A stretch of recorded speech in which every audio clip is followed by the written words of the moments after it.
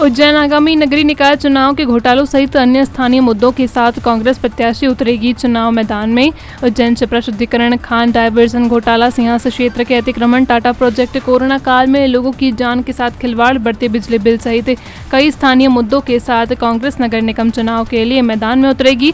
पत्रकार वार्ता में शहर कांग्रेस कमेटी के अध्यक्ष रवि भदौरिया ने बताया कि काल्पनिक मुद्दों से भटक कर देश को खोखला करने वाली भाजपा सरकार 8 साल का जश्न मना रही है, जबकि पूरे देश महंगाई, भ्रष्टाचार, बेरोजगारी से त्राहिमाम कर रहा है।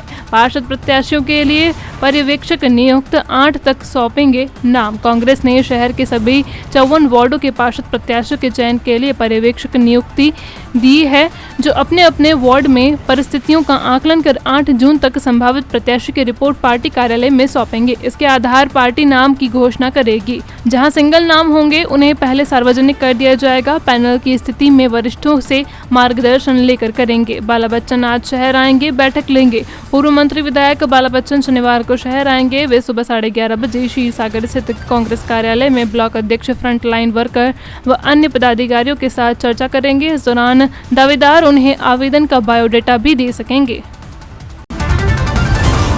उज्जैन शुक्रवार दोपहर महाकाल मंदिर के बाहर पत्रकार पर किन्नरों के हमले को लेकर पत्रकार संगठन ने शनिवार को पुलिस कप्तान को ज्ञापन देकर निष्पक्ष कार्रवाई की मांग की है। उज्जैन में लगातार प्राचीन महाकालेश्वर मंदिर पर किन्नर अवैध वसूली करने का कारोबार बड़े स्तर पर कर रहे हैं। बताया जाता है कि जिन किन्नरों ने पत्रकारों के साथ मारपीट की असलियत में किन्नर नहीं है, अपना जेंडर परिवर्तित करवा कर किन्नर बने और अवैध वसूली करने लगे। इनका मेडिकल करवाया जाता है तो दूध का दूध और पानी का पानी हो जाएगा।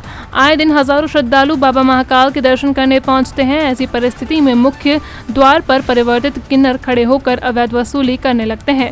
उज्जैन पुलिस कप्तान सत्येंद्र कुमार शुक्ल के पास पहुंचे पत्रकारों को उचित कार्रवाई करने को लेकर आश्वासन दिया है। इसके पहले भी अवैध वसूली करने वाले किन्नर कई श्रद्धालुओं के साथ इस प्रकार की घटना को अंजाम दे चुके हैं। महाकाल प्रशासन की लापरवाही के चलते इन किन्नरों को अवैध वसूली करने का अवसर मिल गया है। यदि महाकाल प्रशासन इनकी अवैध वसूली पर पहले से प्रतिबंध लगा देती है तो इस प्रकार की घटना आज पत्रकारों के साथ घटित नहीं होती। ज्ञापन देने वरिष्ठ पत्रकार शैलेंद्र कुलमी, उदय सिंह चंदेल, निरुक्त भार्गव, पुष्करण दुबे, संजय शुक्ला, सचिन सिन्हा, दुष्यंत वर्मा, जितेंद्र ठाकुर, जितेंद्र राठौर, जगदीश परमार, अपूर्व देवड़ा, मोरेश्वर राव, धर्मेंद्र सिरौलिया, सचिन कासलीवाल, गोविंद प्रजापत, शादाब अंसारी, राहुल यादव, संतोष कृष्णानी, राहुल सिंह राठौर सहित सैकड़ों पत्रकार उपस्थित थे।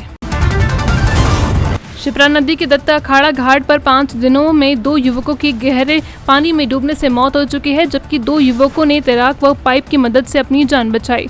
सुबह 3:30 बजे भोपाल से दोस्तों के साथ आए एमआर की गहरे पानी में डूबने से इसी वजह से मौत हुई। महाकाल पुलिस ने शव को पीएम के लिए जिला चिकित्सालय पहुंचाया और मृतक के परिजनों को सूचना दी। सुबह निखिल साहू भी हेमंत के साथ दत्ता अखाड़ा घाट पर नहा रहा था। उसने पाइप पकड़कर अपनी जान बचाई और भगवान को धन्यवाद दिया। शुक्रवार को अहमदाबाद से परिवार के साथ आए युवक को दत्ता अखाड़ा घाट पर तैराकों ने डूबने से बचाया, जबकि 31 मई को भोपाल के युवक की नदी में डूबने से मौत हो गई थी। जिन लोगों की नदी में डूबने से जान बची है उनके परिजनों का कहना है कि बच्चों को दूसरा जन्म मिला है।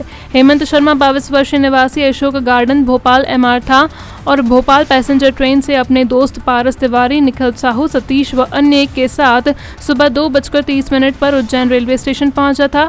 यहां से सभी दोस्त दत्ता अखाड़ा पहुंचे। हेमंत निखिल घाट पर बैठकर नहा रहे थे। निखिल ने बताया कि रस्सी पकड़कर नहाने के दौरान ही हम लोग फिसलकर गहरे पानी में चले गए। मैं स्वयं डूबने लगा तो हाथ पैर चलाकर पानी के बाहर आया और पाइप पकड़ लिया, लेकिन हेमंत गहरे पानी में डूब गया। हमने बचाने के लिए शोर मचाया लेकिन कोई बचाने नहीं आया।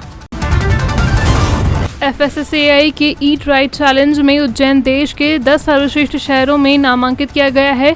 भारतीय खाद्य संरक्षा एवं मानक प्राधिकरण FSSAI भारत सरकार द्वारा भारतीयों के लिए सुरक्षित स्वास्थ्य और सतत भोजन सुनिश्चित करने के लिए 1 अगस्त 2020 से 31 दिसंबर 2021 तक ईट राइट चैलेंज मिशन प्रारंभ किया गया। इसके अंतर्गत FSSAI द्वारा देश के कुल 188 शहरों को नामांकित कर नागरिकों के लिए सुरक्षित और पौष्टिक भोजन सुनिश्चित करने के लिए संपूर्ण समाधान के साथ शहरों में संपूर्ण शहरी खाद्य परिस्थिति की तंत्र विकसित करने के लिए प्रतियोगिता आयोजित की गई थी। कलेक्टर आशीष सिंह के मार्गदर्शन में खाद्य सुरक्षा प्रशासन द्वारा FSSAI द्वारा दिए गए कार्यों का कुशलतापूर्वक संपादन किया गया। दिनांक 3 मई 2022 को FSSAI द्वारा किए गए कार्यों के आधार पर ईट राइट चैलेंज के परिणाम घोषित किए गए, जिसमें उज्जैन ने 188 शहरों में से 5वां स्थान प्राप्त किया। प्रतियोगिता में टॉप 10 में मध्य प्रदेश के इंदौर प्रथम, भोपाल तृतीय, उज्जैन 5वें, जबलपुर 7वें स्थान पर रहे, जबकि शीर्ष 75 शहरों में ग्वालियर 12वें, रीवा 17वें, सागर 23वें और सतना 74वें स्थान पर रहे। दिनांक 7 मई 2022 को विश्व खाद्य सुरक्षा दिवस के अवसर पर टॉप 10 शहरों को FSSAI द्वारा दिल्ली में केंद्रीय स्वास्थ्य परिवार कल्याण मंत्री मनसुख मांडविया की उपस्थिति में सम्मानित किया जाएगा। उज्जैन शनिवार को राष्ट्रीय हिंदू संगठन के अध्यक्ष सत्येंद्र दुबे सत्या शहर पहुंचे। उज्जैन बाबा महाकाल का पूजन अर्चन किया। बाबा महाकाल से प्रार्थना की है कि गैर राजनीतिक संगठन राष्ट्रीय हिंदू संगठन अखंड राष्ट्रीय घोषित करने की मांग को लेकर हम जो आंदोलन करने जा रहे हैं। राष्ट्रीय हिंदू संगठन के अध्यक्ष सत्येंद्र दुबे सत्या ने शनिवार को बाबा महाकाल के दर्शन पूजन किए। श्री महाकाल दर्शन के बाद राष्ट्रीय हिंदू संगठन के अध्यक्ष सत्येंद्र दुबे सत्या ने मीडिया से चर्चा में बताया कि बाबा महाकाल के दर्शन करने का उचित सौभाग्य प्राप्त हुआ है। आज बाबा महाकाल के दर्शन के बाद हिंदू राष्ट्र को लेकर पूरे भारत में भ्रमण की शुरुआत की है। देश की 726 जनपद में हमारा भ्रमण चलेगा। बाबा महाकाल से प्रार्थना की है कि गैर राजनीतिक संगठन राष्ट्रीय हिंदू संगठन अखंड राष्ट्र घोषित करने की मांग को लेकर हम जो आंदोलन करने जा रहे हैं उसे सफलता दे। इसी कामना के साथ बाबा महाकाल के दर्शन किए हैं और उज्जैन की धरती से ही राष्ट्रीय हिंदू संगठन के इस आंदोलन का शंखनाद होगा।